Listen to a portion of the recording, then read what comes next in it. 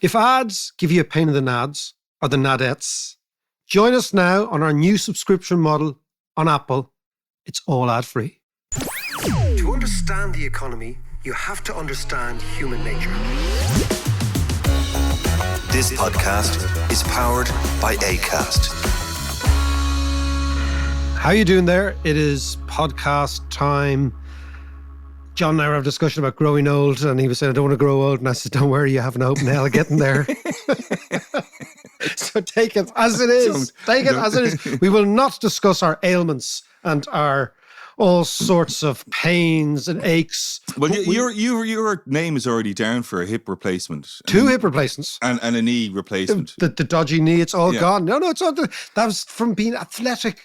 Being athletic. But I don't think we'd actually call it five-a-side soccer athletic. Anyway, how are you doing there? I hope all is well. John and I just had a fantastic weekend in Inishmaan. We're going to bring you the podcast on Thursday. The on crack. The on crackaging. On crackaging. Agus tá áit on a simul ishae on Inishmaan. Look at the head of JM. By the way, JM is here, the French Canadian. Cannot understanding thing. No, bhí an crack there. And we'll talk to you day derding faoin crack a bhí ann ag Inishmaan. Agus áit simúl ach go mór áit cardúil. Bhí siad on a cardúil. Very friendly people. Great fun. Anyway. Talk about. Araig live. Exactly. Araig live. Lanamid Araig. John, you know it's this week? Dalkey Book Festival on sale. DalkeyBookFestival.org. The programme is out. I was just looking through it there, actually. And it's kicking off with the David McWilliams podcast.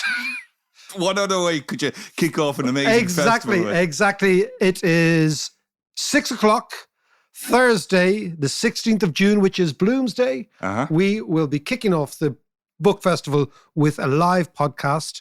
Then, and actually, our guests are going to be Leah Ippy. She's just written a book about living in Albania, living under Stalin. Fantastic book. And the fascinating thing she says? Living under Stalinism as a kid was fine. Really? It wasn't so bad. I mean, what she's doing, she's pushing back against this idea that our experiences as kids were so fantastic in this part of the world and theirs was so awful. She's saying, hold on a second, there's a hell of a lot of good to be said around living. Does her parents feel the same? I don't know. I didn't ask them. We're going to ask her. But on that day, we also have Simon Schama on Bloomsday. The historian. Yeah, the historian, the classicist, the art historian, the whole thing. Going to be really interesting. And also on the Thursday, do you remember we did an event, or we did a gig with Matt Ridley on where COVID came from, the idea of whether or not it was a lab leak? Now, that's fascinating. Right. He did a big investigation. He did a big investigation, but fascinating because of what's happening in China now. Because we think COVID, okay, we're all vaccinated. You had it. We're kind of done. Right now, China is in massive lockdown. And he's going to be on with Luke O'Neill. Oh, brilliant. And it'll be interesting to see, the medical establishment, the medical view versus his view. Where did it come? I think that's going to be fascinating. We've got all sorts of interesting characters coming. Fiona Hill, do you know her, John? I know the name, yes. She used to be UN. She was a US. She's the woman who took down Trump at the Capitol Hill inquiry about 2 years ago. She was the special advisor on Russia and Ukraine. She is English, but she's deep in the American establishment. Yeah. And when Trump was trying to frame Joe Biden's young fella. Yeah. Where's Hunter's laptop? And it suggests that the Ukrainians were part and parcel of a conspiracy. She just went to Capitol Hill and said, no, you're talking through your hole. Yeah. Also, she's somebody who's negotiated and met Putin 11 times. So it'll be fascinating. She's going to be good. Be great. Then we've got old friends, Paul Howard, Ross Carroll Kelly's coming back. We have lots and lots of highfalutin. Annie Mac, I'm interested in. Yes, Annie Mac, She interviewed by Tara Flynn. So basically, there's all sorts of stuff there. There's Douglas Alexander, Hallie Rubenhold. There's an amazing book called The Five, John, which is a book about the 5 women that Jack the Ripper killed. Oh, right. But it's fascinating because she says, Jack the Ripper, I've seen her talk before. The idea is Jack the Ripper, everyone talks about Jack and kind of fetishizes Jack and who was he and la la. She said, who were the women? What was their story? Right, yeah. Why don't we know anything about them? So she's done a forensic analysis of the 5 women. Fascinating. Wow. Fascinating stuff. Yeah. That's fascinating. I mean, just in terms of actually getting that information. Yeah. Because there wouldn't have been a huge amount of information on it. No, it's real historian stuff. You're digging really, really deep. I love this one, by the way, Mark. Which one? The Chums. How a tiny Oxford elite destroyed the UK with Simon Cooper and James O'Brien. Yes. That'll be a laugh. That'll be a laugh, right? Yeah. So Simon Cooper has just written a book. Simon Cooper was in Oxford the same time as Boris Johnson, Yeah. as your man Gove, and a couple of the other ones. And Cooper writes about what they were like, and he didn't like them, clearly, when they were in the late 80s, right? And they haven't changed And he's much. basically talking about a bunch of tossers. Yeah.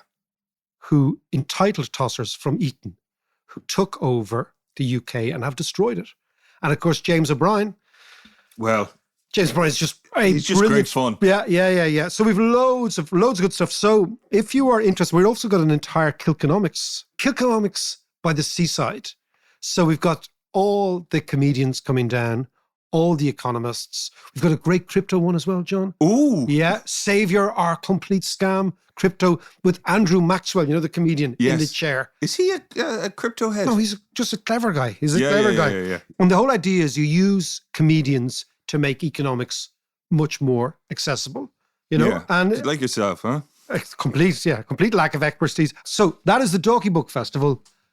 dorkybookfestival.org. Get your tickets, and we'll see you in June. So, Mark, actually, do you know what? I've just come from a school, Killadegrange Primary School, because What were you doing there? the 6th class guys there, 11, 12-year-olds, have their own podcast.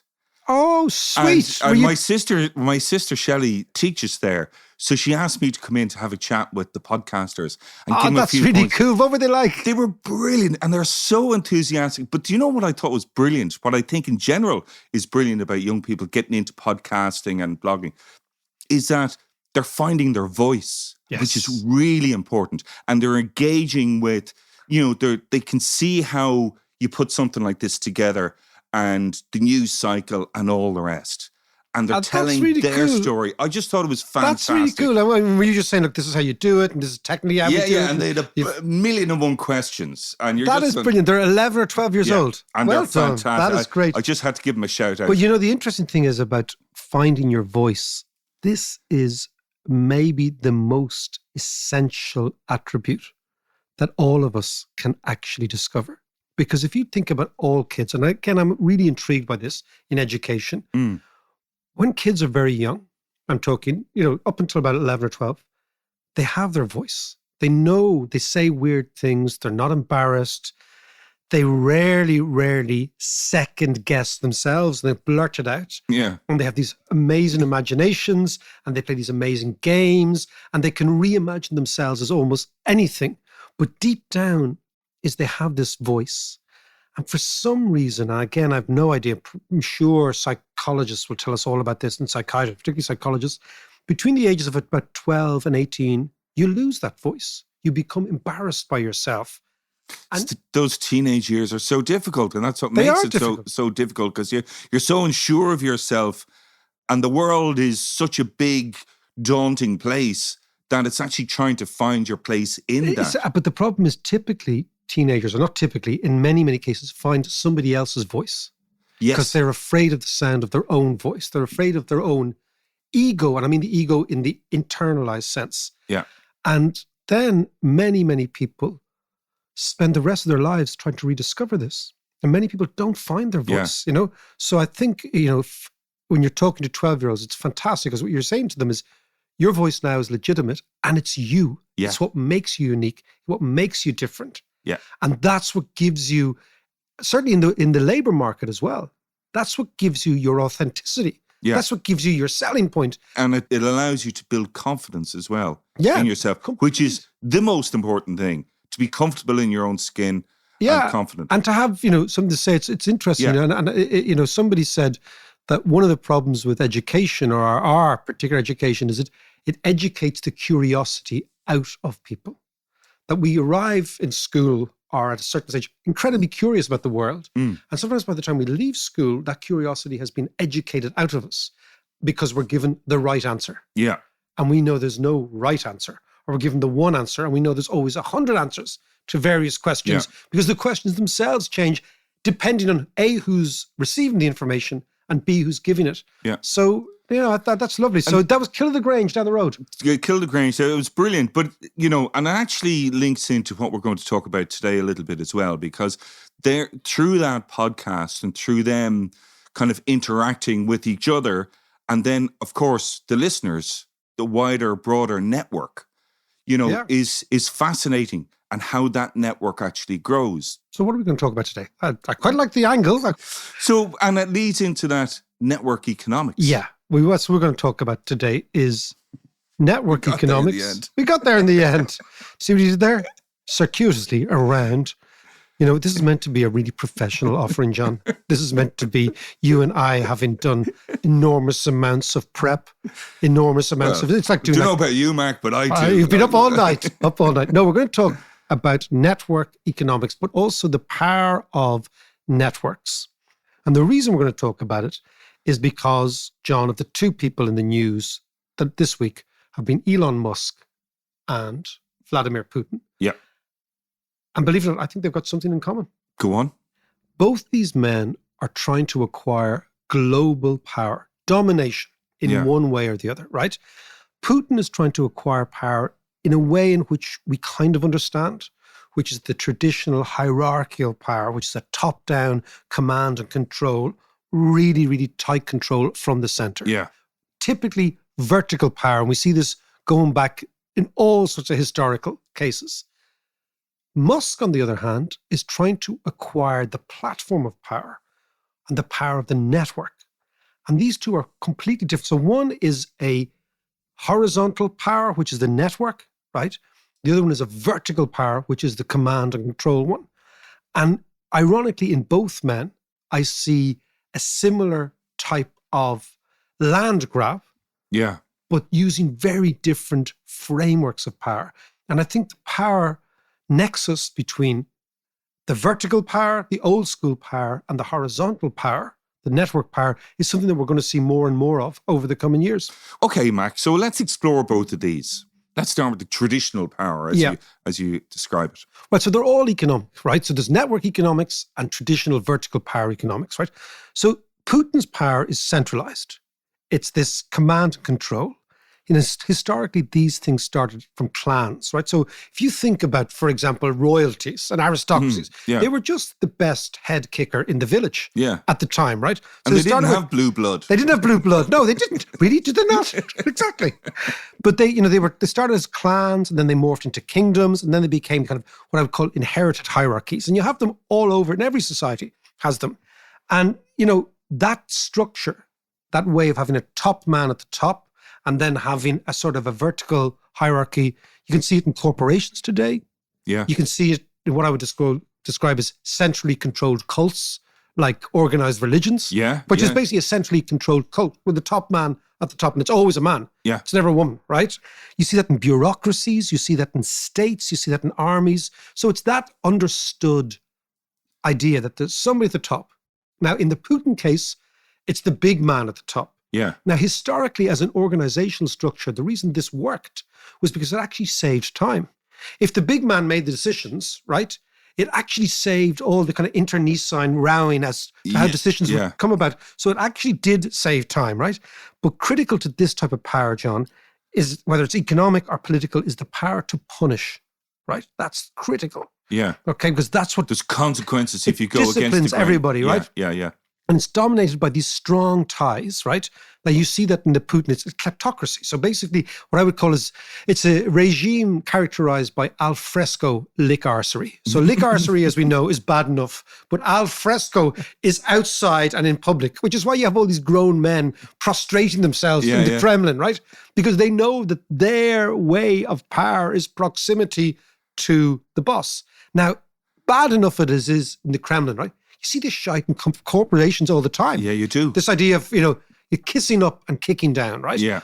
So basically, it's the same idea that if the global chief executives is, you have to, oh, you're fantastic, you're great, la, la, la, la. So basically what you see is lick arsery al fresco in all these structures. It was like in the company I worked for a little while ago, when the CEO was arriving, an email would go around, tidy your desks. Don't talk about Dennis O'Brien like that, John.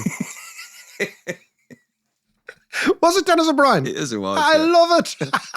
Well, there's a great example, right? There's a great example, okay? Which is why both you and I didn't last very long in those institutions. Exactly. He's in the... So just think about it. It's kind of old school vertical power. Putin loves it. And you know what's interesting? Loyalty is critical. Yeah. The problem is loyalty can be really blind as well, because loyalty can morph into just telling the boss guy what he wants to hear. Yeah. So that's one type of power. That just reminds me of a meme I saw the other day, which was Putin. Tell me how the war in Ukraine is going in one word. General says, good. Okay, tell me how the war is going in Ukraine in 2 words. Not good. But it's that sort of shite, right? Yeah. Now, the network is much more interesting, right? So the network power is what Musk is prepared to spend 45 billion of mostly other people's money, frankly, on. Okay. In order for him to buy, right? And it's the strength, in the way that Putin is the strength of formal connections, this is the strength of informal connections, of acquaintances rather than alliances. And paradoxically, it can be summarized with this idea of the strength of weak ties. Yeah. And I think this is interesting. So when we think about networks, we sometimes think about you and your mates, right? And you're bonded together by old, strong ties. And they can be very exclusionary. Like we were all lived in Windsor Park together. Or we all played football together as kids. Or we all experienced all these various different things as teenagers. And that's what bonds us together. And that's our friendship is based on that, right? Now, those are very strong ties, but they're very exclusionary because they exclude everybody else who hasn't got those, right? Yeah. So the network is the opposite of that. It's the strength of weak ties. So, for example, you take Twitter, right? You and I don't know anybody on Twitter. We don't know them personally, but we're bound together by informal interests, right? Maybe politics or economics or maybe a political persuasion or whatever. And that's what allows the network to grow because the ties are sufficiently strong to make you aligned with somebody, but they're not sufficiently strong to exclude everybody else. And that's what it grows. It's a bit like, and I've always thought that, I have less in common with a farmer, say, in Tipperary than I do with By the way, farmers in Tipperary, you're very lucky. If I were you, go on. But compared to another sound engineer or podcaster or somebody who's in Belgium or somewhere. Yeah, no, you're absolutely right. And that those ties are, it's this globalization of interests and bonds. Exactly. And the network is the weak ties, but they have to be sufficiently strong to bring you together. Yeah. But this is what Musk is trying to buy, because the interesting thing is, in the same way as Putin's power, vertical power, gets more fragile the further away from the center you go, network powers get stronger the further away because they amplify themselves all the time, right? And it's also a kind of a casual power. So it's the very casual nature of this structure. Plus, in a network, every player in the network enlists another person. This is the critical thing. So you actually act as a recruitment agent for Twitter. You're recruiting people, say, come in here, we've got the same general ideology, same general worldview, come on in. Facebook operates the same way, Twitter, all social media offers on this idea of, I'm going to enlist you. And that means that things can go viral. You know that expression? Yeah. And the way to look at networks is maybe to look at biology. The way in which, for example, a virus will actually go through the host system. Why? Because every single host is enlisted by the virus to pass it on, which is why we sneeze. It's the most amazing thing. Sure, yeah. Is that the virus has figured on, how do I get from human A to human B? Well, if I can actually get them to project me from one to the other, I'm enlisting those fuckers in my amplification. Yeah. So it's, viruses are clever and sneezing is the best way, right? And that's why, of course, COVID was airbound. because Yes, of because course, the virus said, how do we recruit these Egypts into making us live? So that's the way in which things can go viral and ideas. So in a network, therefore, in the same way as in a vertical structure like Putin's, ideas get closed off. In a network, ideas go viral, and some ideas work and some don't. Yeah. And therefore, what is critical for the working of ideas are the hubs in the network. Sometimes they're called, the influencers. Yes, yeah. But and they talk about the stickiness of an idea, and that's what makes it go viral. Yeah. So give us an example of some of this, Mac. Well, the best example I can find, John, of all this is Martin Luther and the Reformation. Oh, right? Martin Luther, right, basically created the Twitter of his time. Martin Luther was a 16th century version of an unbelievable influencer, right? Right. Yeah. So imagine Martin Luther, right? First of all, Martin Luther wrote only in Plattdeutsch, which is the Deutsch of the street. Okay, so you got Hochdeutsch, which is swanky pants Deutsch, right. and Plattdeutsch was the language of the street. Martin Luther also only wrote in bullet points. And this is really fascinating.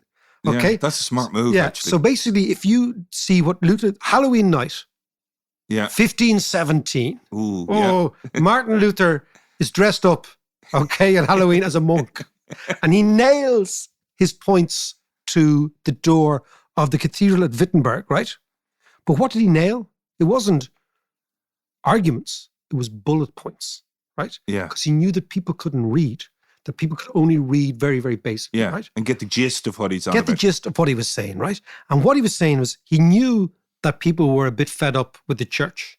He understood that there was a lot of animosity. There was a lot of resentment. But how did he communicate? He communicated via the Twitter of the time, which was the pamphlet. Yeah. So the church communicated via books, and those books were in Latin. Those books took years to read and years to produce, right? Luther realized the printing press, Gutenberg's printing press, which was basically the internet. Yes, yeah. And he figured out a Twitter, which was basically using pamphlets. So Twitter were the pamphlets. And rather than write, he had bullet points all the time. So a bit like Trump, he goes to capital letters. Do not do that, okay? Yeah. But sad. Sad. But amazingly, right? People understood what he was saying. Now, his thesis and his ideas, right, were reprinted in 1517 so many times that one of his lieutenants, right, a theologian called Frederick My Conscience, which is a good name. And this is a quote. He said, "Hardly 14 days has passed since these propositions were known throughout Germany, and within 4 weeks, all of Christendom was familiar with them." These were Luther's ideas. Wow. Now, how was that, right? He wrote 13 big pamphlets. They sold over 300,000 copies between 1517 and 1521, right? As I said, he wrote in German of the street. In 1523, at the height of his power, right, there were 498 imprints of his ideas circulating in Germany with 1,000 copies each. Now, this is phenomenal. Luther, remember you said somebody was on Twitter all the time? Yeah. Luther was on Twitter all the time. He was up all night tweeting away, right? Of all the imprints that were circulating in Germany that were changing people's views, Luther wrote 30% of them. He himself, right? Wow. So he was a massive influencer, right? Who was the Pope at the time there? Oh, Leo the 10th. Right. Pope Leo the 10th. Big fat lad. But he was a bit of a dodgy geezer as well. He was from the Medici family. And what Luther did, I mean, I actually remember this. It's burned in my memory from school. But his key point was to get rid of indulgences. Yes. That people had to pay the church for them to pray for their harvest or their mother or for their whatever. ma. Yeah. And the irony of all this, right, is that the technology that facilitated Luther's attack on the church was the printing press. Yeah. And what financed the printing press in the beginning was Gutenberg went to the Archbishop of Mainz and said, you know those indulgences that you have the monks writing out, takes them about 3 days? I can print them all for you. Oh, right. So actually, Gutenberg Nice. enlisted the church to pay for his things, and then his printing presses. Yeah. His printing presses were paid for by indulgences, and then Luther used them a couple of years later, well, about 70 years later, to do it. But just think about Luther and influencers and networks, okay, which is the theme. Yeah. The printing press did what the internet promises to do. It decentralized power and communication, right? So it completely changed the landscape of the 16th century. And because then the printing press allowed pamphlets, which were little one-pagers, and those one-pagers could be read in pubs and in the markets or whatever. So therefore, if you think like maybe 1 in 50 could read, somebody would actually, the town crier would get up in the market and say, I think the Pope's a wanker, and here's the reasons why. And then what they did was they mandated everybody, and this is the network, to give their tuppence halfpenny. What do you think? What do you think? And then what they did is they actually wrote up the responses of Joe Public in the tavern to the thing. So they created this incredibly viral network. It's a really fascinating story. So it did turn into a kind of a thread, as it were. Precisely. It was actually a thread. It was exactly a thread. So the entire Reformation was based on sort of internet threads, except they were in pamphlets. And because pamphlets cost very little to produce, the cost of production went down. And the more of them that were produced, the more the cost of production went down. And ultimately, this is the power of the network. And at the core of the network was Martin Luther. And then what he did was he created influencers all around Germany who would actually amplify his message. Yeah. And then, of course, the church responded. How? By writing books, rather than by actually attacking them in the pamphlets. Right. Because they said, well, we'll have to go through the archbishop or the monks and all this. And what you have is this extraordinary situation where Luther is writing, the audience is participating, the audience is then enlisting others, they're enlisting others, and the whole Protestant Reformation is the story of a viral network. So are you saying then that Elon Musk, being the new Martin Luther, could spark a new Reformation? Wow, that's a leap. That's a leap. It is a leap. I'd say what Elon Musk understands is the dynamics of the Reformation, which is that with the right network, with the right connections, with the right hubs, with the right influencers, you can create a counterculture movement or a cultural movement. And the network is the very strength. And what it threatens is the vertical hierarchy. So let's come back to the idea. The vertical hierarchy, of course, was the church. The church had never, ever, ever been attacked by anybody. The church had never, ever, ever understood the notion of guerrilla warfare, not on the ground, but inside people's heads. Yeah. So they responded a little bit like all major armies, command and control armies are, in response to a guerrilla warfare. They don't know what to do. Whereas the guerrillas, i.e. Luther and his mates, they decided what's the terrain we're going to fight on, when we're going to do it, how we're going to do it. So they completely transformed the notion of power.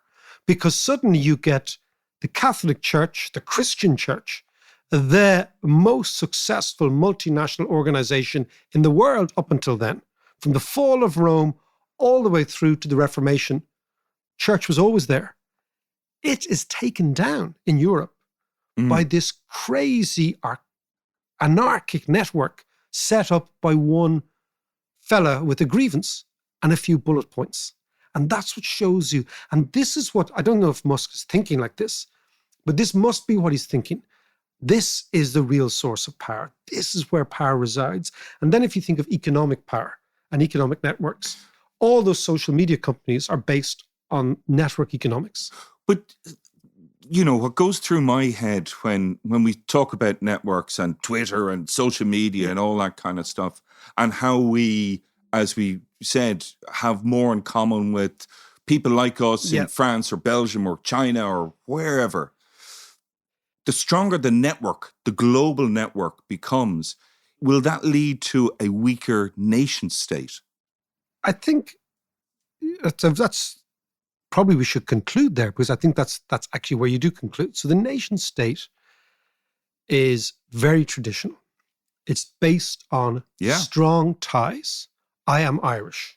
You are Irish. we are of a certain cultural background. We were born in a certain place. Those ties are incredibly strong.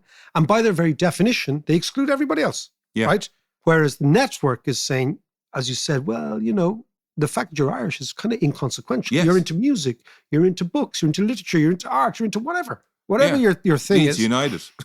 Leeds United. In fact, if you want to look, the Leeds United website puts out a tweet every week on where Leeds have been watched around the world. Oh, really? Yes. So there you go. The global rights, right? But it's all about who is dominion, who owns power, right? And you're absolutely right. So if you look at what's happening now in Ukraine, Russia is using old style power. And the first thing it did was cut off networks. Yeah. Right? Yes. Yeah. The very first thing it did was close down all these avenues for creating counter networks, right? Yeah. So it basically said vertical power is the way we are. And horizontal power we're afraid of, so we're going to cut it off. The Ukrainians, ironically, with your man's help, Elon Musk. So, you know, he's got this Starlink thing. Yes. Which is keeping the internet open, right?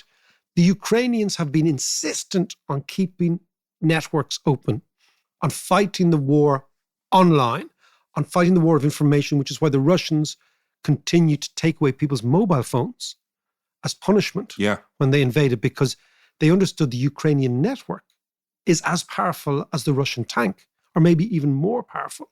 And your point is exactly that, which is the same point that the French had last week. So Le Pen was saying it's all about a war between the patriotic French person and the globalist French person. Right. And the globalist French person is not really French, right? Because they could be, as you say, equally at home in America or Germany or Greece or wherever, right? So it is this battle. But what is fascinating, if you go back to history, is you see that the tension between vertical power and horizontal power is almost as old as power itself. And every time a vertical power base tries to exert dominion, there is always a reaction on a horizontal power base. And this is the existential struggle within societies and within economics. And usually it's always the vertical power tends to grab the power of the economy, which used to be agriculture or used to be gold and all that. And they say, we're going to set it up. And then what you have is a parallel power structure, which is horizontal. And interesting to come back to Putin and Musk. Putin has nailed his colors to vertical power and command and control. Musk is trying to buy the network. But the difference between Musk and the printing press and Luther is that nobody tried to buy the printing press. So the printing press was actually decentralized. Yeah. Because anybody could print.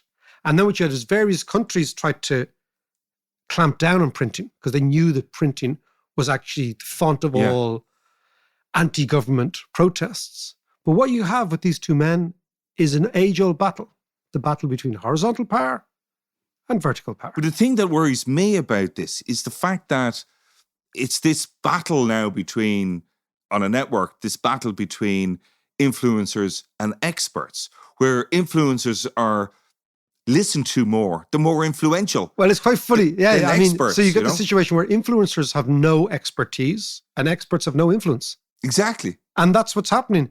And as you're looking at the fifth most influential economist in the world with no expertise at all, clearly, there can be moments when they fuse together. No, but you're absolutely right. No, but the last thing we should say on this also is there is a tendency towards monopoly. And that's the interest, because the network creates a winner-takes-all dynamic if you own it. Yes. And that's where we have to be careful about someone like Musk, right? Because just because he can raise 45 billion, right? If he owns the network, then he elbows out other networks and other forms of influence. And then suddenly you have this extraordinary concentration of power at the very, very top. And he turns into a Putin himself. Because the only way in which he can actually protect his network is by making it private, which is then creating the alfresco arse lickery towards Elon that he actually argued against in the very first place. Absolute power corrupts, absolutely. There you go. Listen, if ads give you a pain in the nads or the nadettes, we're delighted to announce that we've a new subscription service on Apple, ad-free, 2 clicks. You're away. And it's all for the price of a pint, Mark. I know. Check it out on the Dave McWilliams podcast.